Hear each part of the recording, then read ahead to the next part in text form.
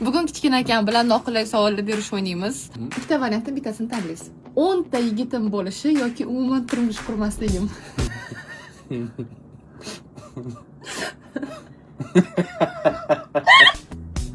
Ayso'ra. Turmush qurmay tur hozircha. Turmush qurmayman, umuman deyapman. Yo'q, boshqasi. Bo'lsam unda 10 ta yigitim bo'lgani yaxshiroq. Bo'pti, javobini oldim. Kechasi uyga 3 ta kelishim yoki umuman uyga kelmasligim. Aya bu qiz bola qanday bo'lib qoladi bu? O'zim borib olib kelaman shu. 3 ta kelamiz. Birga qaytib kelamiz. 3 ta. Burnimni operatsiya qildiraman yoki labimni shiraman. Ikkalamizga bir xil. O'chada burnimga qarang, yalmog'iz kampir bo'lyapti. Demak, labimni shiraman, to'g'rimi? Yo'q, mayli burnimga o'tkaztir. Unda narkoz olaman.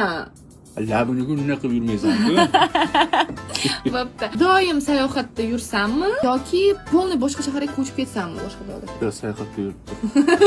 Ko'chib ketma, sayohatda yur. Siz bilan 1 yil umuman gaplashmaymiz yoki har kuni janjal qilamiz? Har kun janjal qilamiz. Har kun janjal qilamiz. Mana akam bor, mana bor tog'im, mana sahroyimni gullatgan bog'im, mana